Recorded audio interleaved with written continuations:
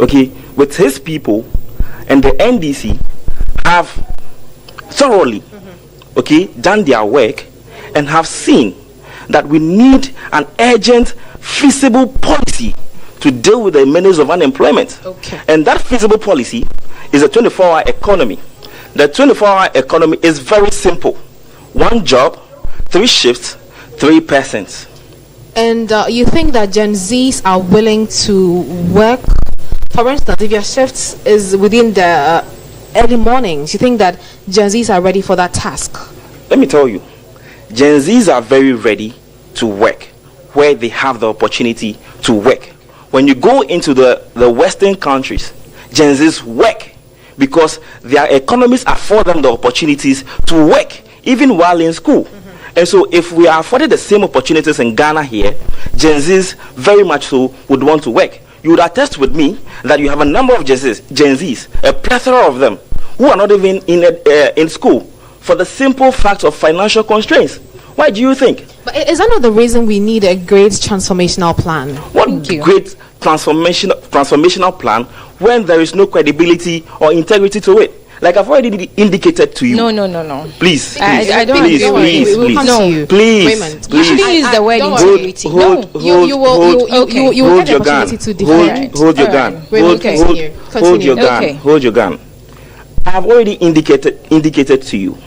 You had an opportunity to serve as Minister for Trade and Industry before Mahama left his administration in 2016. No, and do you think he failed for that? Please. Do you think he failed for that? No, do you think he failed with that? Respect the host. We will come to you. Respect the host. Okay. Go on, Raymond.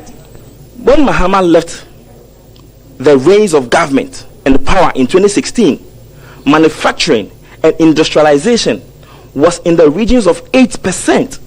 As we speak, even under the tenure of Alan Kyerematen, industrialization and manufacturing were run down into the negatives. And so if you can't manage a simple policy as that, a simple single ministry as that, what makes you think that you can manage an entire country with a plethora of challenges cross-cutting? Talking about people that have had or occupied certain political portfolios, Mahama is not new to the game. Of course not. If you think that Alan didn't perform as a trade minister, do you think that Mahama performed good as a trade president? Of course, he performed.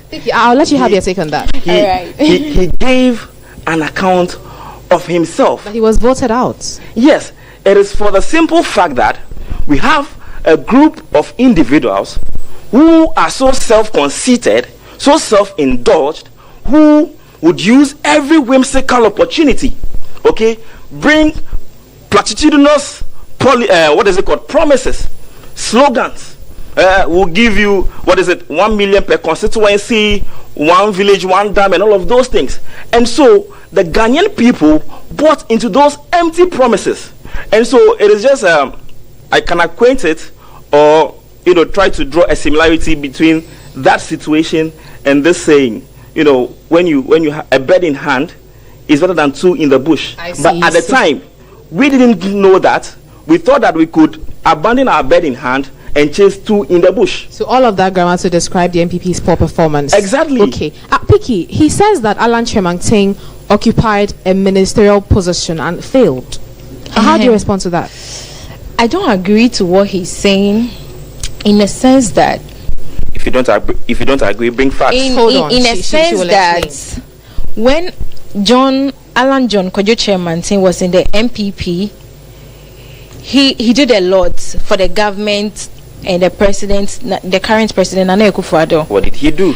And he was a trade minister. What did he do? He brought development. What development? Be specific. Works. Our listeners are listening to you. He brought jobs. They want the actuals. Yes. So are you trying to tell me you don't know the kind of jobs Alan Kyerematen? What is unemployment rate today? If you are talking about the current employment rate now, it's from the MPP. And as we talk now, he's an independent candidate. So no, he's an independent candidate. So everything So you are see, talking about is and so he has basically failed, no, and he's it's not trying to exculpate himself When you from that say he has area. failed, no, That is what it she's means admitting no. to. When you were If talking, you That are is what she's saying admitting to. no, Let it be on the record. no, if that he has no, failed, and now no, wants no, to you need to- attempt if- exculpate if you himself. when you were No. talking, she was Fair saying enough. Fair enough. If you are saying he has failed, I disagree with you because he is not a flag bearer now in this country. He doesn't oppose you mean he's not a decisions. flag bearer of the New Patriotic Party? Yes, now. So if you say he has failed, I disagree. He failed as I a disagree. minister. It is not true. Picky, let me come to you once again. Raymond here believes that we don't need to, vote for Alan Tremantin because he has tasted what it feels like to be in government, but their candidate is also making a comeback. How does that make you feel? Okay, so this is my question to you. If you have a girlfriend Yes. and you break up with your girl, so she's now your ex-girlfriend, and she goes, yes, let me be specific, 4 years, and she's back that she really wants to be in a relationship with you, are you going to take her back? I left my girlfriend for the simple fact that No, don't beat around the bush. I am saying that. Yes. Are you going to accept your ex-girlfriend back into your life? And I'm telling you that I only left my girlfriend. I'm saying don't beat around the bush. I am not Are beating- you Can you going just to say accept yes your or no? ex-girlfriend? So you see, she cannot. Are you? No. She cannot no. set the this premises. No, this is my for question which to my you. girlfriend left me. We don't even know whether or not it's me who left her or she left me. No. And so you must have to This allow me is to respond to the that. 8 years. Okay, explain. Hold on, I want him okay, to explain explain. his answer. Exactly. So, Explain. so it is me who left my girlfriend. And I left her for the simple fact that there was another damsel who said she was all that. I followed her, dumped my girlfriend, and now I have found out, after several years, that she's not all that. She only deceived me, took my attention away, swept me off my feet. I became momentarily excited. But now, I have realized that I have lost a treasure while chasing after stones. So there is humility in admission of that fact and going back to beg.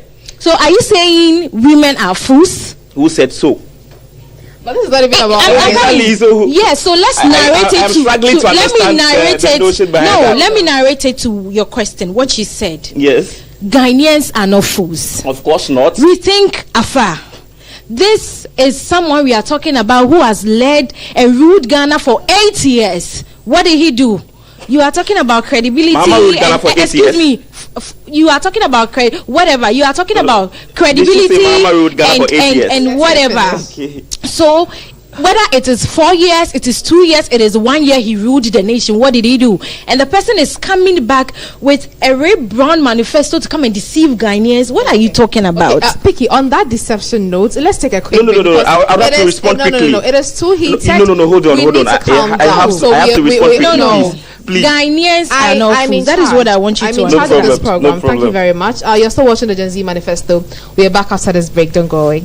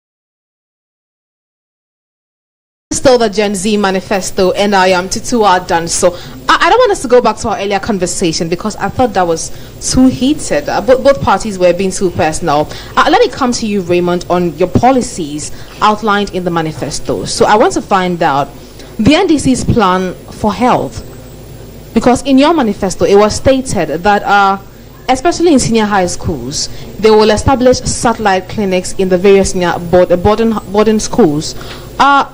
Will this policy be feasible?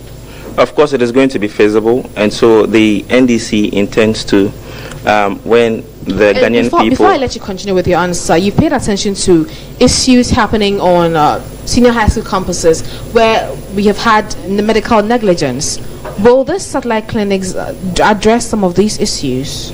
Of course, it is going to. Now, the NDC intends to implement the free primary healthcare policy, should we be given the mandate and the nod by the Ghanaian people.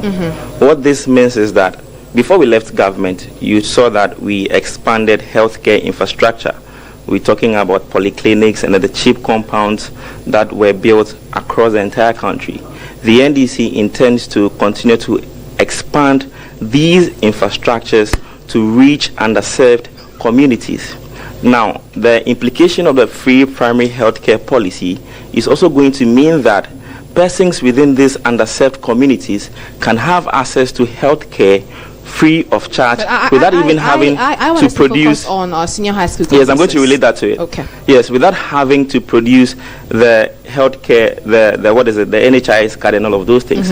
Now, these services are going to be extended onto our senior high campuses. Okay. Now, you have indicated or alluded to the fact that we've had a number of cases of negligence in the clinics on secondary campuses. Exactly. It is also for the reason that some of our well-trained doctors and all of those do not want to accept postings to, these places. The NDC is saying that it is going to encourage our qualified doctors to accept postings to all of these places. What about establishing the clinics on the campuses? I want to know the feasibility of that policy. It is going to be feasible because once government is, injecting investments, resources, and government has the money to do that. Of course, once government is injecting resources into expanding healthcare, obviously we are going to prioritize the health and safety of our children, of our brothers and sisters who are on the various secondary school campuses. And so that is a matter of priority for the next NDC administration so far as health infrastructure and health policy is concerned. So in a yes or no objective kind of answer, that this policy is feasible? Of course it is. Piki, let me come to you. You said you have launched your party's manifesto. Yeah. Beyond the great transformational plan, what are some of the outlines that will be to the benefits of Ghanaians? Can you run us through? Yes. So there are going to be developments like health infrastructure and education. What about education? Yes, education. What about it? Okay. In a sense that lots of people are in the house who are not doing anything. So when I talk about education, I'm also involving in vocational school. Handwork. People know how to do certain things by their own, so it's going to help them in that aspect. But let me jump into this. If I am a businesswoman and I employ people, and I export things from outside the country, the tax rate, the duty that I'll pay, let's say I paid 1 cedi for this, and when it comes, the amount I'm supposed to pay to clear my goods from the port is more than the money I used to purchase the item.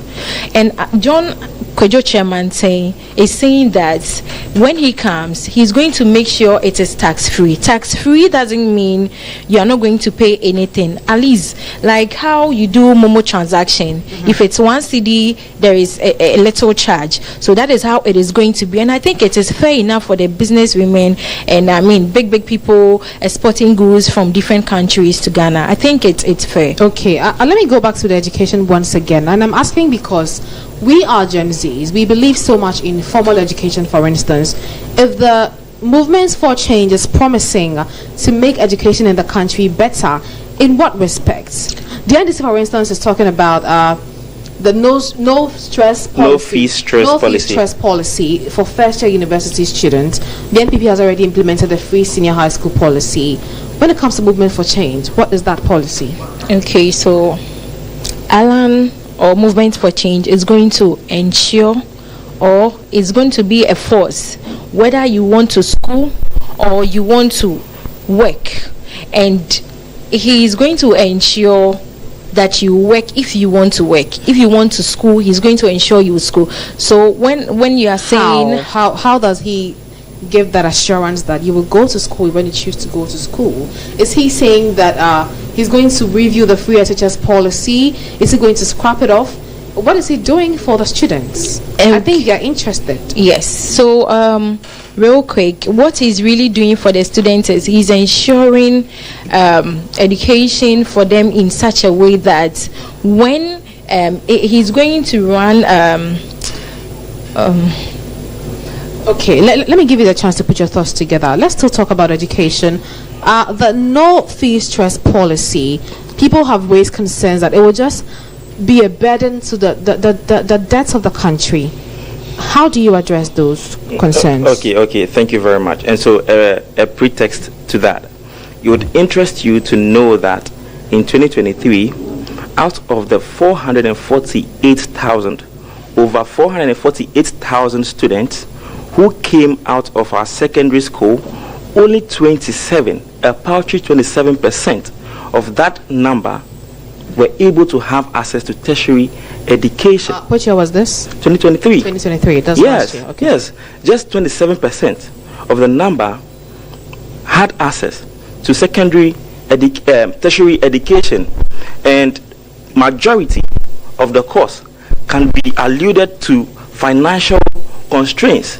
And this is a challenge that the NDC has identified, as it is also enshrined in our 1992 Constitution, Article 25C of our 1992 Constitution. It is there that government must put in measures to ensure that we progressively implement, a free tertiary education policy. And so now, back to your question about the cost of it.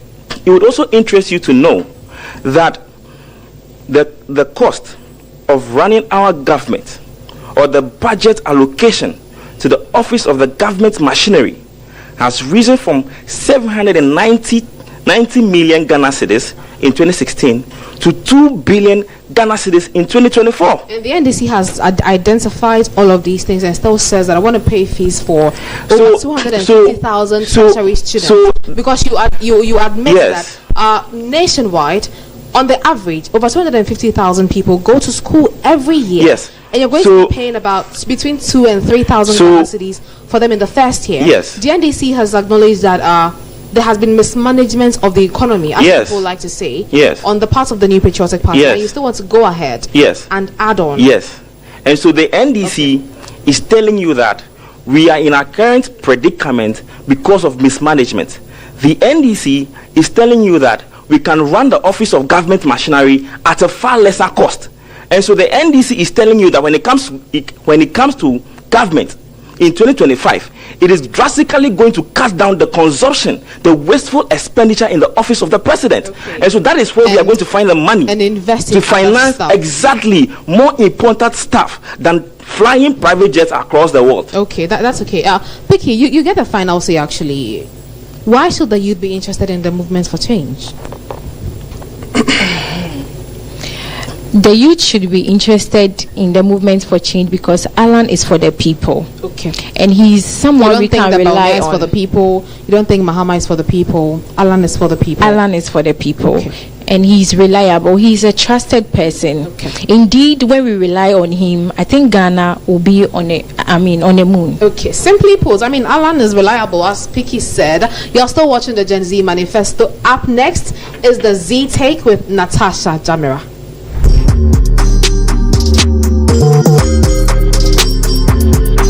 On December 7, 2024, Ghanaians will partake in two elections. the presidential elections, and the parliamentary elections. And Gen Z Manifesto brings you all the deets in minutes. So since 1992, the Constitution of Ghana demands that we elect a president and a member of parliament. Now, this system of governance is a form of democracy that allows us to partake in governance. But imagine over 30 million people being asked to take part in every single government business. Highly stressful, right? Ergo, if you're 18, registered to vote and okay upstairs, you're required by law to choose a president and a member of parliament for your constituency. Choosing a president means that you're choosing a guy to be in charge at the executive level. Now, for the second vote, you're required to elect one person to represent your constituency in the lawmaking house. Well, that was the take from my colleague Natasha Jamra. Natasha, thank you very much for those updates there. And this has been the Gen Z Manifesto. I've been talking to Raymond. He's a student politician on the camp of the NDC, and Piki, who is a member of the Yellow Army. She believes Alan Chairman saying he's a reliable person. But I am Tutuwaa Danso, Movement for Change. I beg your pardon. I am Tutuwaa Danso. I will back your way with the next edition of the Gen Z Manifesto.